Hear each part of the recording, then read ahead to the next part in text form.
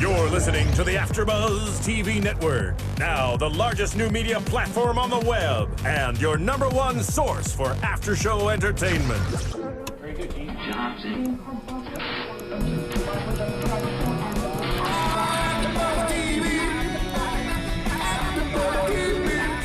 From the AFTERBUZZ Studios in Los Angeles, California, presented by Maria Menounos and streaming live thanks to Akamai Technologies. This is AFTERBUZZ TV's Falling Skies After Show.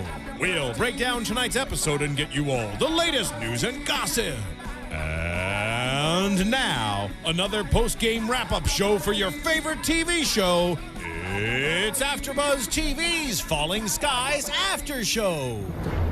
Welcome, ladies and gentlemen, to another Falling Skies After Show. We're getting closer and closer to the end. So much to deal with. We have the aftermath of the attack of last week, Episode 8, A Thing with Feathers. With feathers. It's an okay title. A thing could be anything. They put a lot of creative thought into the episode, the title. Not so much. I'm gonna break on the title. We have Roya Taheri. Hello, everybody. I am here. We have Phil Svitek, but no Nando Velasquez this week. He'll be rejoining next week. But let's get right into it. Let's start with something not in the camp. Something we didn't see much of last week. Lexi. Yes. Did you know she was wearing red this time and not white? Yes. The color of war. Or evolution. I don't know if it is, but that seems to be her explanation. Yeah, evolution. Or solution. Yeah. The solution is evolution. What are your thoughts here? Here's, like, anytime you say, evolution, this is the next stage, we're building a better you, I don't really see the benefits if you're just, you have bodies being dragged into cocoons. Like, what are we making better here? I want to be, I want a nice little presentation because evolution having your pretty. body dragged is not a form of evolution to me. Evolution takes time. Just like, this is going to get scientific and all that jazz, but, man becoming man, it went from the monkey stage and up. It wasn't pretty the entire time. There was a phase where you're like, ugh, that's weird, but it happened. In evolution form. So it takes some time for these people to turn into the complete alien form that they're supposed to do. Okay, but there was no... Sorry, there weren't flowers. There was no creature that dragged the monkey and said... How do you know? There could have been. That was just a pretty picture of how it happened. I'm sure in Falling Skies down the road, they'll have pictures of, just like the monkeys, of how they evolved into what they were. Okay. They haven't given the chance to do that yet. I'm sure Lexi's working on it in the back. It's part of her crafting and training. I mean, I think they made a pretty good indication of it not fully happening, but is this the last we see of Lexi? Because when Ben comes back, he's like, she's completely a Shveni. Are you saying Lexi the human or Lexi the Shveni? Either. The reason why I say it doesn't really matter, and that she's ultimately going to still have a big hand and that she's going to help the human beings is because she has that whole voiceover, not flashback, monologue. But struggle where she's hearing Ben's voice and she's hearing the Overlord, and by that fact alone, it means that she's not 100% sold or she's having some doubts and regret. So, it's a glimmer of hope, as Tom would say. I would kind of question her on why she doesn't see what Ben was talking about, because when their harness kids are taken over, the people that are harnessing them can see into their mind. So if Ben's saying, they've done this to me before, shouldn't Lexi be able to see that? I feel the reason why she's fighting it is because of the Overlord telling her, no, we've never done that. We're perfect. We're good. And that's just her, wait, hold the phone. Maybe they are lying to me about something. Maybe there's a loophole in whatever the Overlord said to her in her secret meetings. Okay. That's not a bad explanation. She just took it a little too late, though, to notice. Yeah. I mean, I still feel like the Hitler Youth Camp, I think that's going to somehow play into this. I'm still curious as to what that is. But we never get fully too much development. you know, with this, and partly it's because it's costly visual effects. But yeah, I mean, I have so many questions about this whole camp that I'm just so curious, and I want to know what they are. And even though Tom, we've already kind of been to this whole place with Tom, I still don't understand. Yeah, I don't understand it fully. The camp? The evolution. Maybe I just don't understand evolution. Are you questioning kind of like how Lexi came out of her cocoon and how she was a beautiful butterfly and these are just caterpillars still, and it's just the ugliness of it all? Is that what's throwing you off? I mean, they're not going to spend all this money on their... I mean, partly in that regard, I don't understand... By money, I mean... Lexi's transformation, I don't understand that either, you know? Because you're not as funny. No, maybe. Maybe I'm like Anne, where I just choose not to believe that she can be a Shveni, especially if she looks the way she looks. She's still Lexi. She's still our baby girl. But she's in red, though. That's dangerous. That is very dangerous. Even though it was a very hot dress, though. Very witch-like. Yeah. In control, yeah. Not a summer dress. But as Ben says, if it wasn't for her letting him go, he would not have escaped. Do you think he should have gone with her? And done what? I just feel like if Just Maggie... been a thorn on her, at her side, being like, nope, this isn't a good idea. This isn't a good idea. You shouldn't do this. Nope. Think of our parents. Like, what? Be the new Lourdes. Opposite, though. I just feel like Ben should have... no, I'm gonna end my sentence there. Ben was right to leave. I take that back. I thought about it, and I'm taking it back. So, Ben, good for you for leaving. Go find yourself Maggie. Go find your love. Okay. Yeah. So he goes back to the leftovers of the destruction that happened, which he finds that out. We gave Matt a nice little mission of, hey, I gotta save my father. When he decks Pope. Well, I mean, even a Pope lover such as yourself had to have found that to be a good moment. I looked away. It didn't happen. I'm just kidding. Why? No. Why do you have to be upset at a child and his love for his father, all because of Pope? Why he should not react on anger. Okay. Bad, Matt. Bad. Pope would do the same thing. I know. Well, it's fine. No, the punch was fine. Because Pope got his in the end. So the search for Tom is on, and you know, last week we complained a little bit that in the previews that they showed that Tom was alive, and I guess it makes sense only because within the first couple of minutes anyway, it's revealed that Tom is alive. And by we, you mean you, right? Okay, me. And it was just a matter of, you know, how does he escape? That's for him. The episode was how does he escape? For Matt and Weaver was how do we find Tom? For Pope, it was a whole different thing. And then Anne and Hal had their own side mission. So everyone's busy doing something. Weaver, though, did you think it was fair for him to kind of lead Matt on? Yeah, that's great. Matt believes his father's alive, but he's still treating him like a child. I thought we were past that whole Matt is not a child anymore. Matt can handle the truth. And yet Weaver's like, yeah, okay, yeah, I'll play along. Yeah, we'll start digging. Even though Anne shows the scarf, like, hey, Tom could be dead. Isn't this his scarf? Yeah, but at the same time, Anne wasn't really fully fazed by it either. And you figure she would be. I still question it just because she's more obsessed with Lexi than Tom. I think, again, if nothing else, it's meant to show that they have hope. Mm-hmm. And it's one of those good things where if you, the adults tend to be the ones to sometimes lose hope more so than others. And so it's nice to have a child remind you of that, again, that innocence, right? Mm-hmm. There's a reason why children are called innocent, because they can have these sort of ideals. And so Weaver can get behind that. Now, he may perhaps have his doubts, but he likes the idea of it. Okay. Can you get behind that? I can. All right. Especially if you have a chocolate bar, I'll take that too. So Where did you get that? I don't know, but that definitely kind of reminded me of World War II, though, at the same time. 'Cause, they always have, like, chocolate bars and be like, here, soldier, have a piece of chocolate. And I was like, whoa, that's a little weird. Fair enough. But it certainly was a nice gesture. Yeah. So very cool.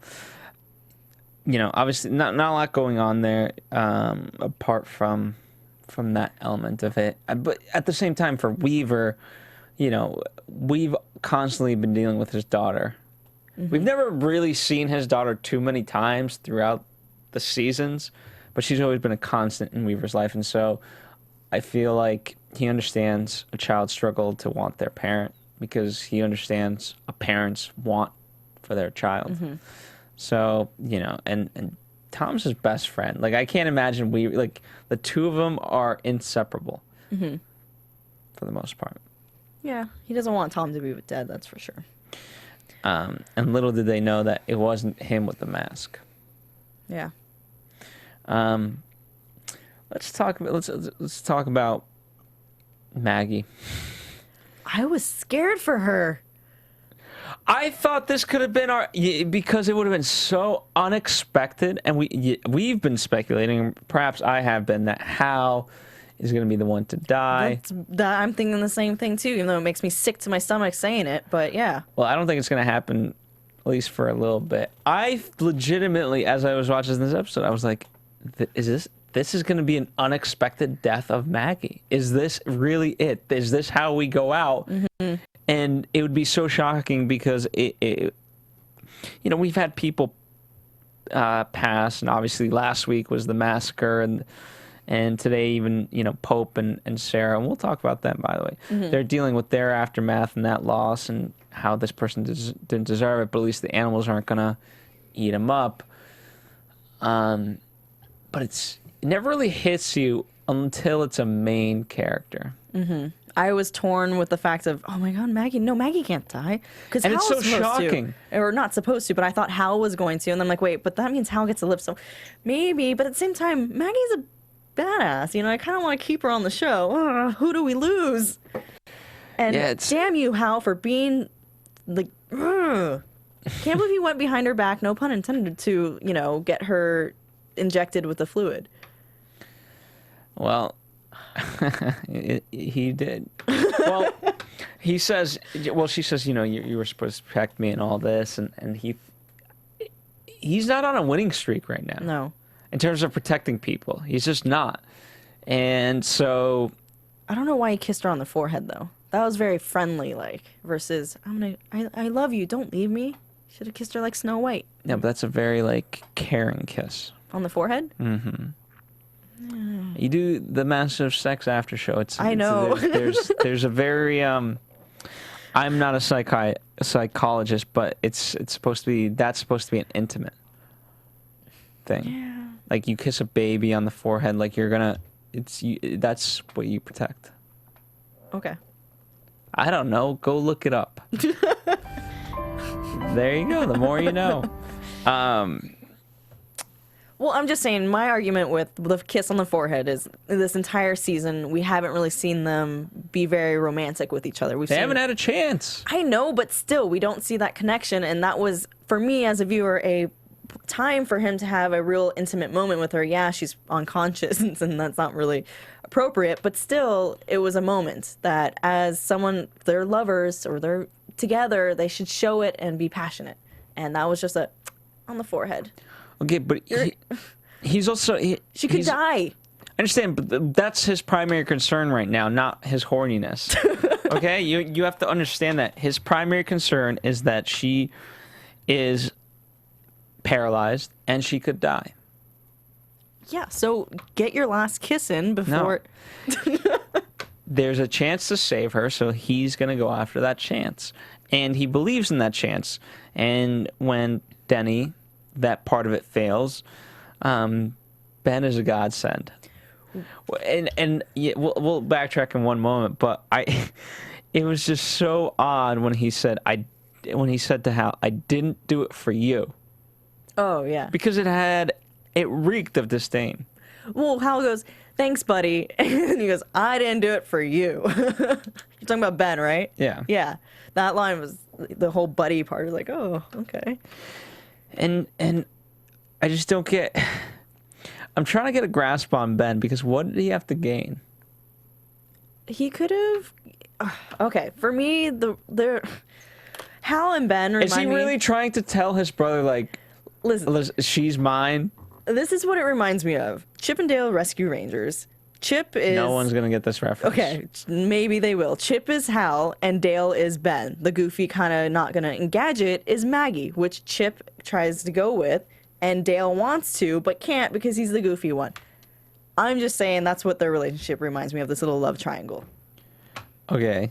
So therefore, Dale or Ben is trying to help get into Maggie's pants by being the like sweet and I can help you because Hal can't. I know I'm talking about sex again about them. I'm so sorry.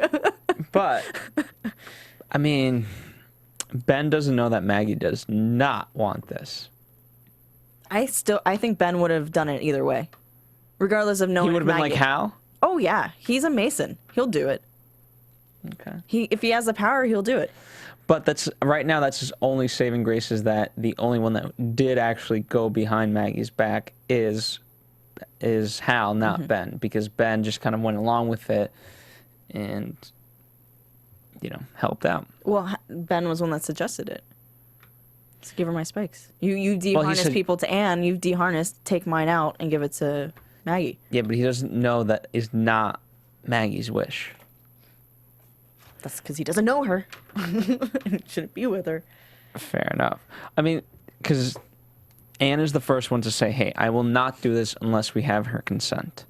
And then Hal is the only one that knows that secret, that talk about an intimacy. They have the intimacy of like, hey, I fight the aliens. The last thing I ever want to do is become one. Mm-hmm. Which even proves that Ben and Maggie won't ever happen because she doesn't like aliens.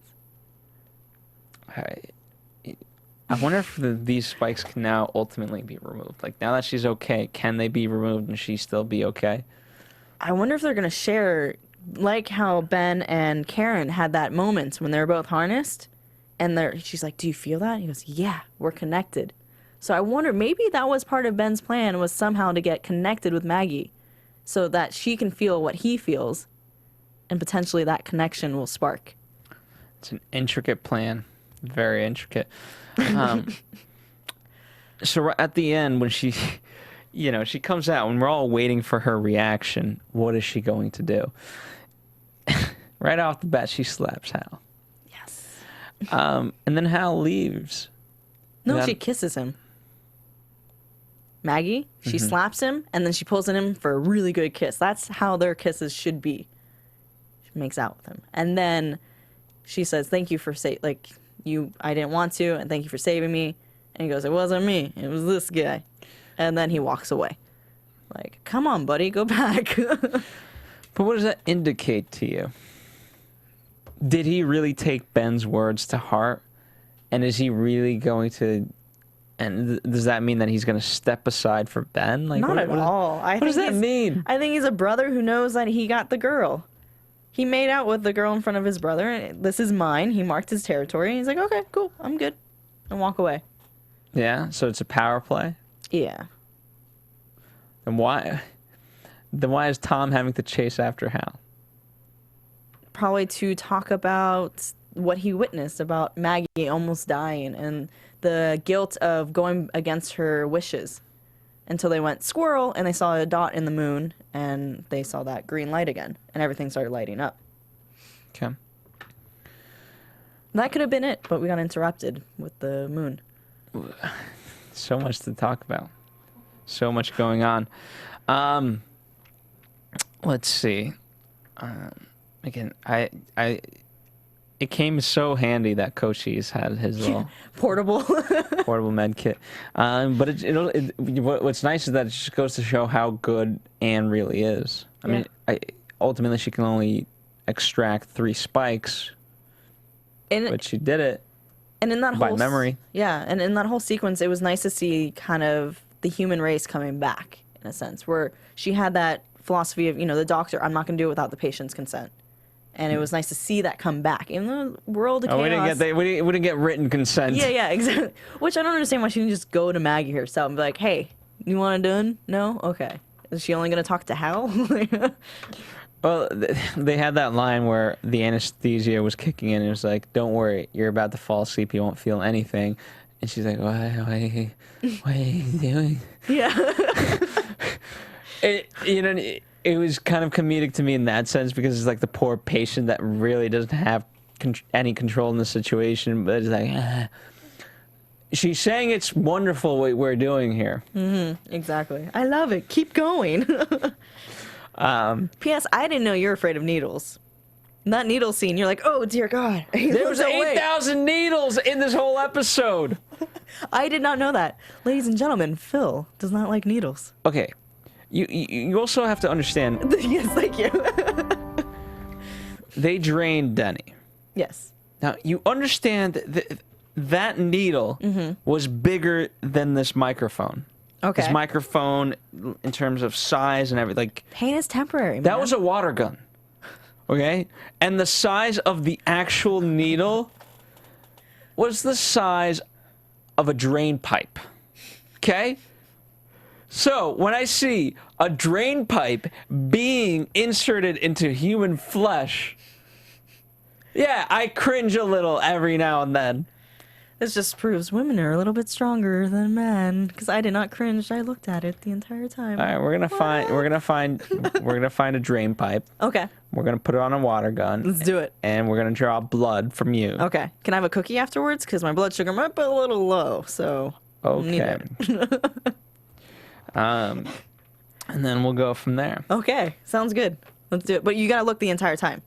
Oh yeah. Okay. No, I think you'll pass out from, Well, blood loss, yeah, but not from the needle. Especially with that much blood. I'm not harnessed, so I can't handle it. I'm just saying, it's Okay. too much. It's too much. Okay. This is a fun fact that I learned tonight. All right, let's get to... I don't know what to necessarily consider the main storyline of the night, but I'm going to call, for me, it's Tom. Since he's our central character.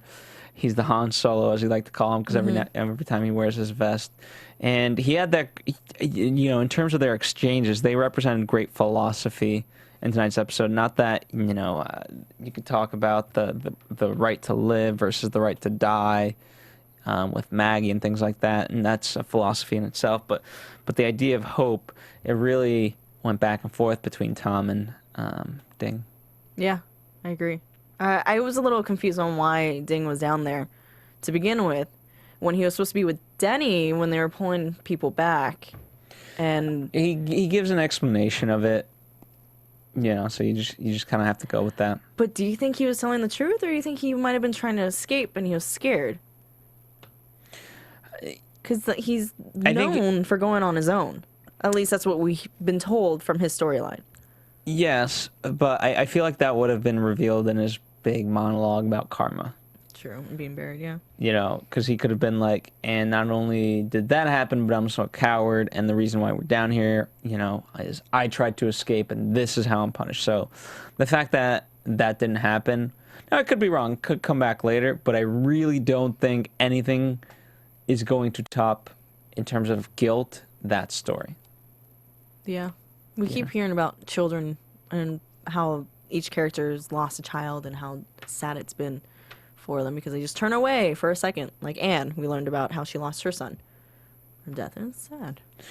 Well, we haven't heard Tom's story yet, so we'll see which child that's going to be if that happens. And the problem, it was really great because, not great, but in terms of plot device, it's his own fault. And he was aspiring to be something better, and it just did not work in his favor. And the one thing that he loved, his wife and his child, he couldn't get to keep. And in terms of the child, it was literally buried, and that's how it died. Yeah. And so this is, it's great because, again, plot-wise, he's trapped and cannot get out. Yeah, he's fighting it too. So it's, the correlation obviously is not lost on anyone. When Tom and Ding are underneath the ground and they're moving up towards the ship, and Tom puts his arm inside the pipe. Is that what you would call it? Something bit his arm. Yeah, it was like I mean, it had like the little rubber thing, so it's like it was very inviting. It's not like a pipe. It was just. And then something kind of nibbled on him. Yes. But we didn't see what it was. Well, you found out later. But was it that, or was it something else? It must have been a thing with feathers.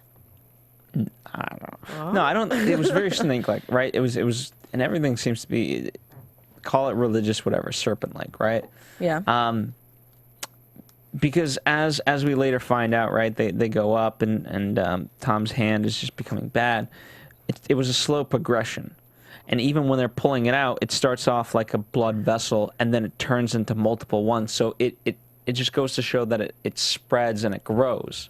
Oh, I thought he got it from when he touched the eggy thingy-majig inside the ship. When it lit up, and he's like, ah! And he got something into him. He's like, it's going up my arm, it's going up my arm. I thought that's when he got the thingy in his arm. I'm going to call it the thingy.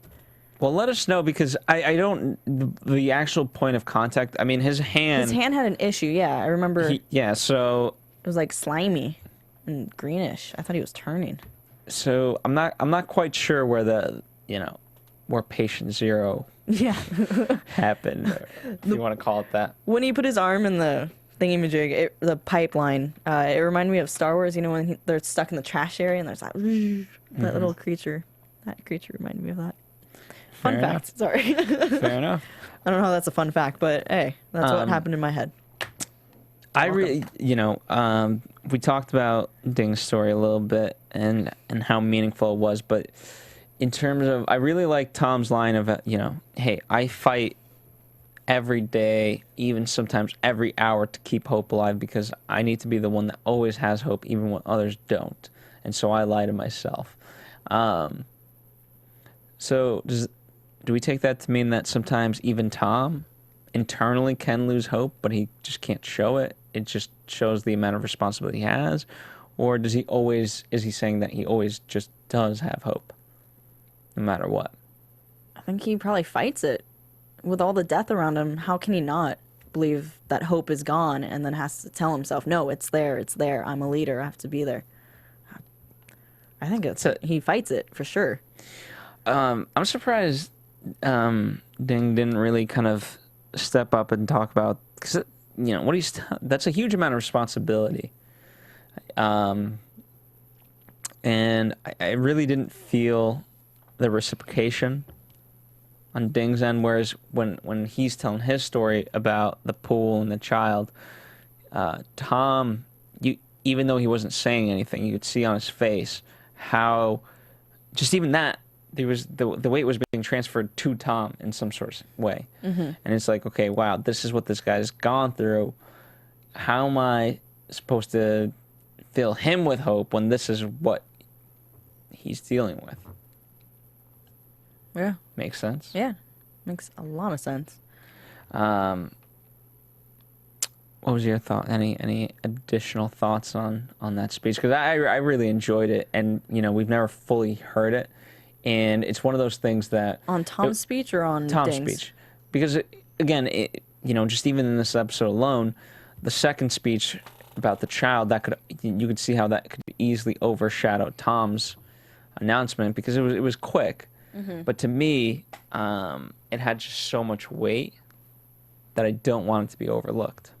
Well, I think it's led up to the fact about Lexi and his confusion about Lexi and what is he going to do about her. I think that was kind of his connection with it. When he had all these people and they had hope in him and choosing the right thing, and then Lexi just proves him wrong. Okay. It could have been his internal fight because he even talks to Anne later about, well, Lexi, I have to be with the people that chose us and support the people that chose us. That's a great interpretation. All right, I'll get behind that. No, that's really thoughtful. I didn't look at it that way. By the way, speaking of looking at other perspectives, you guys on whether it be Twitter, Instagram, Facebook, YouTube, iTunes, our Tinder? website. I don't know if we're communicating with our fans through Tinder just yet. Maybe eventually, but not quite yet. I guess. Although, are you saying you're on Tinder and that the fans should hit you up on Tinder? Is that what I'm hearing? Is that meaning like to go find me at Walmart from Tinder? Is that where we're leading to, or Not quite. Not okay.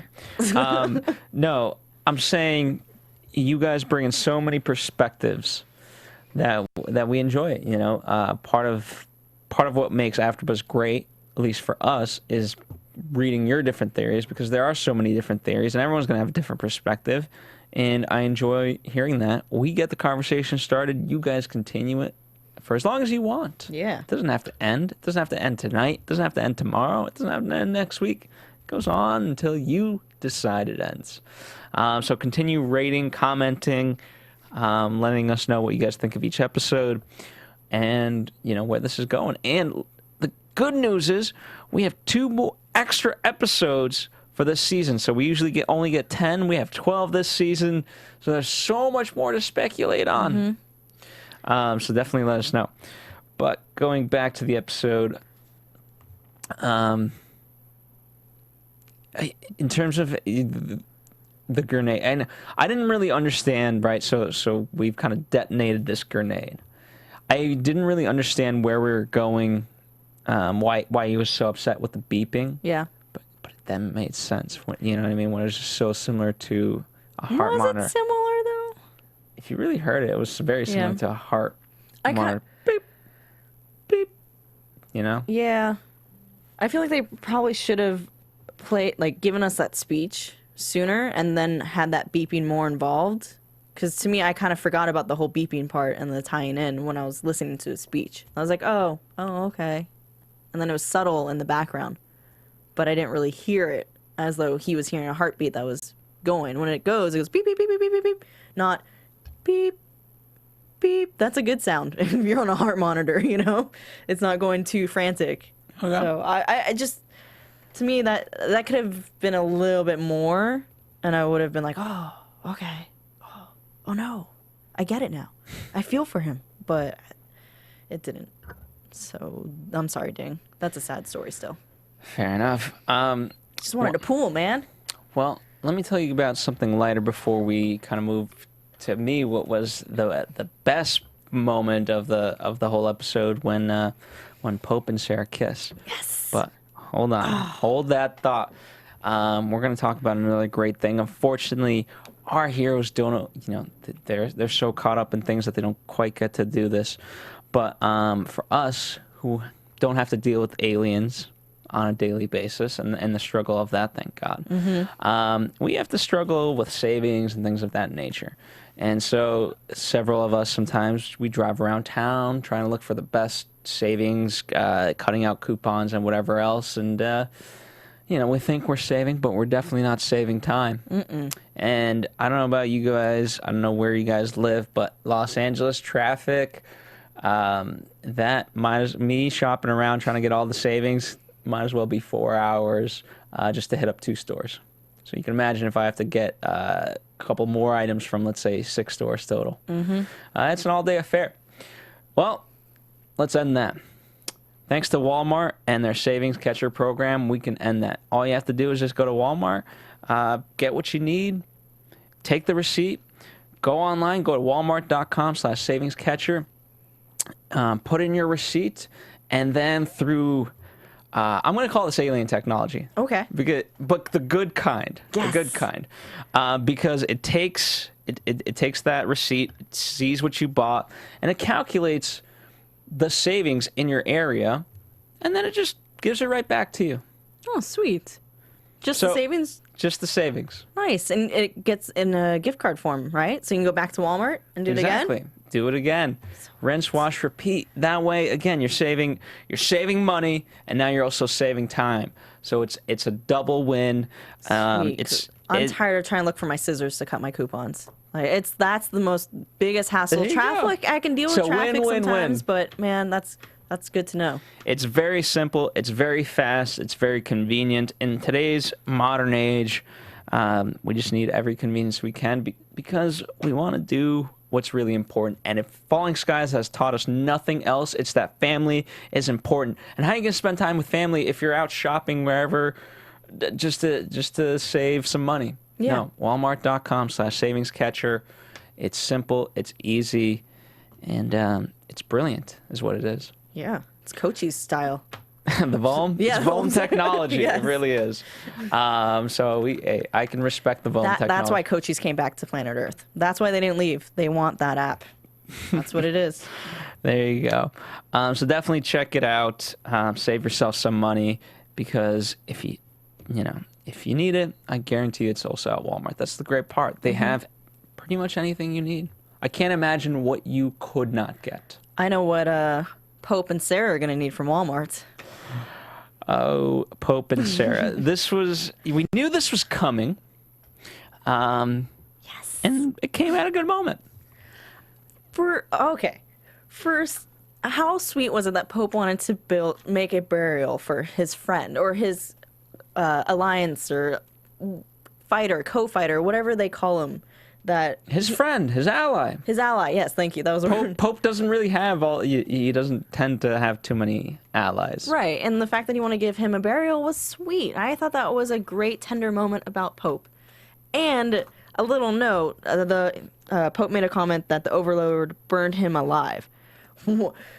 That body was still kind of around versus Tom's body when the Overlord thought he was burning up Tom. Mm-hmm. Dang, that Overlord definitely did have some anger towards Tom because the bodies were completely different.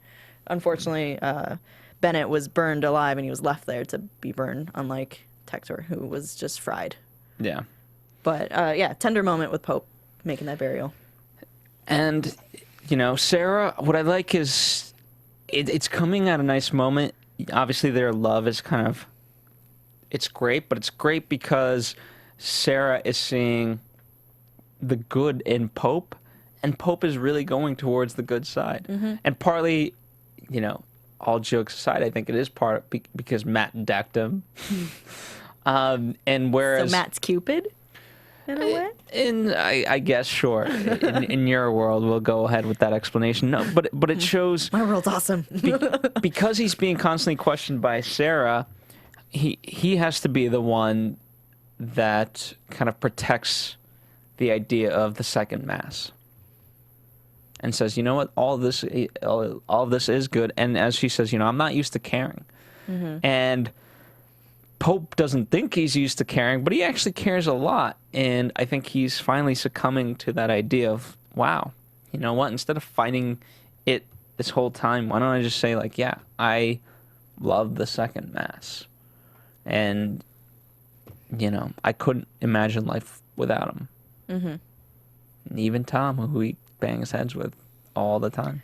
I'm just excited for Pope and Sarah to bound chicka wow wow. Fair enough. I'm excited for them. It's great to see him. Love is in the air. It is. It's and hey, ultimately, one can argue that the next. You obviously need the part of humanity is being able to have offspring and kind of continue the line of succession. So, you know what? If that's where Pope's headed, then yeah. Yeah. I like it. So. And he changed her because at the end, when they're in the little bonfire, she throws her meds out, which I didn't know she had meds, but I guess it was to numb her pain. And it was nice to see her change for him, too. I don't mean to throw Hal back into the topic, but... Go right ahead. Why did Hal... I understand Lourdes was sad. The character with Hal, the two of them have history, and so they were kind of friends. But why he's like, I'm gonna miss you, girl, and he pours one out for her. I don't understand why he said that. Because if he really was gonna miss her, those feelings that he's claiming that he had aren't shown throughout the entire series. Well, she even had a crush on him, and he's like, "Nope, sorry." I think it's partly because he feels like he couldn't protect her. That's right. And where she was trying to be a peacekeeper and she was helping Lexi, he understands that part of it, that she fought for Lexi. And he can respect at least that portion of it. And, you know, at the very least, she certainly didn't deserve what she got. And I don't think he obviously knows that Ben was beginning to experience that amount of pain, but that's what prevents it, is because he says, you're going to do the same thing that to me that you did to Lourdes. And then that's when she more or less stops. Again, that's not something that he would have known, but at least you could see that amount of pain, and that's not something that he wanted her to go through. And she, you know, you can argue her merits as a human being, but I think ultimately they would say, like, no human being deserved that. I just feel like Anne should have been the one that said it, or did. I know she made a comment about it last episode, but I feel like she should have been the one that's like, yeah. But also, you have to understand how he's just going down a bad hill because he's on this huge losing streak, and now he's going to continue to blame everything on himself. True. And he was the one that wanted to stand up to Lexi, even when Maggie wouldn't, and it didn't work out for him then either. So maybe he's feeling guilty about that should have been him in a way? Yeah. Okay. Well, not necessarily one for the team, but he should have been the one to prevent it right from the get-go. And he's a troubled man, to say the least. He can come back though anytime. Just saying. On to AfterBuzz.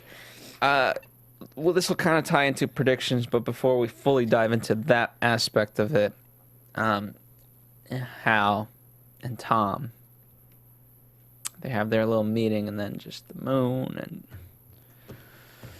what is going on? The green dot. He's like, Hal thought he was going crazy when he first saw that, but Tom said, nope, I saw it too. I don't know why I gave him an accent. And then things start lighting up. Yep. That would have freaked me out a little bit more if I were them versus how they reacted. They're like, oh, the lights lit up below us. That's okay. That's cool. I would have been like, holy crap, what is below us? Why is it lit up? I get that they're more controlled over their feelings than I would be, but still, what is that? And is it only in that area? Or is it everywhere in the ghetto? I guess it's now technically a ghetto because it's been blown up. Well, with that, let's get into predictions. And now, your AfterBuzz TV predictions. Love is in the air. So, with the teasers for next week, a lot of the images were flashback scenes. Were they? Okay, did you see Weaver? Yeah. He looked very young. He looked young?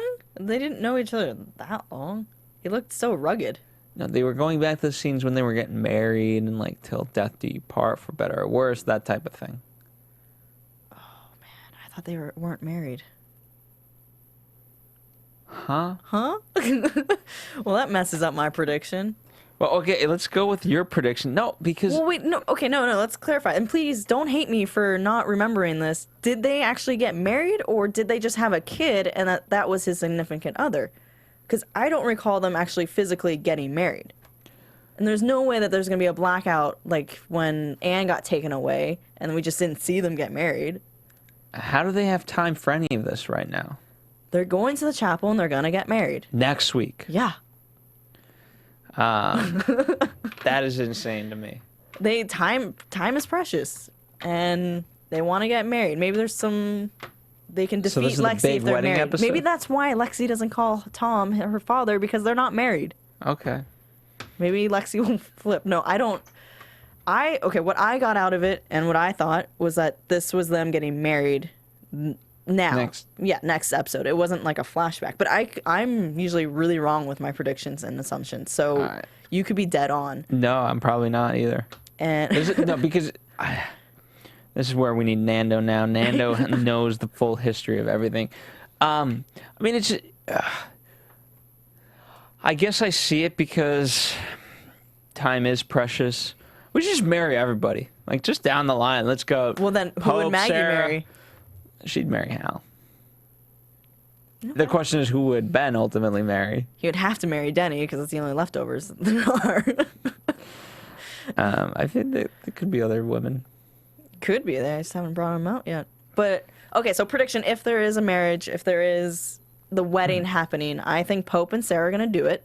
because weddings, that happens a lot, and there's love and there's hope and all that jazz. Are you excited for this? For Pope and Sarah? No, well, wedding episode. Yes and no. Yes, I'm excited because it gives hope into the show, in the series of, okay, they're finding their way back. No, because it slows down the whole battle point. So I just want them to keep fighting and win this war. And I know it's not going to happen until the final season, but... Is this wedding going to get interrupted? Yes, by Lexi. Yeah? Yeah, with her overlord friend. See, I wouldn't want that, though. Well, Lexi's our only bad guy now. No, I get that part of it, but it's just one of those things, like, if we're going to have a wedding, let's make it go all the way through to show the beauty rather than be, like... And I get it. The point is, like, every moment can be interrupted, and, you know, we only have so much time to live together. I don't know. It's going to be interesting to see. We've got 4 more to go. What do you think the purple flowers meant? Because they all had purple flowers. Aunt had it in her hair.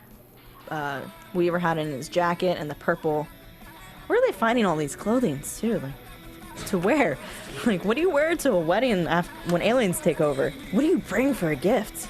You know, A rock? when a lot of people die, you gain a lot of clothes. True. Wow. So- I didn't make that really morbid. It's just a rule of nature. Yeah.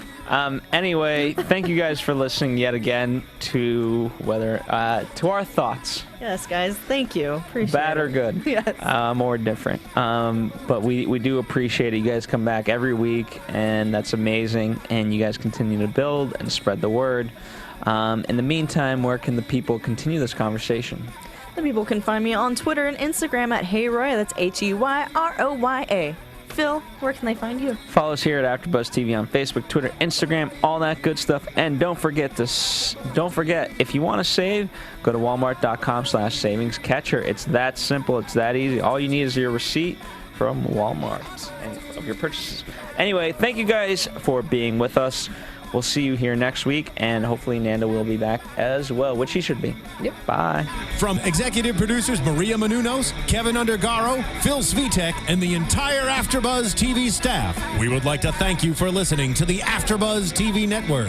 To watch or listen to other after shows and post comments or questions, be sure to visit AfterBuzzTV.com. I'm Sir Richard Wentworth, and this has been a presentation of AfterBuzz TV. Buzz you later. The views expressed herein are those of the hosts only and do not necessarily reflect the views of AfterBuzz TV or its owners or principals.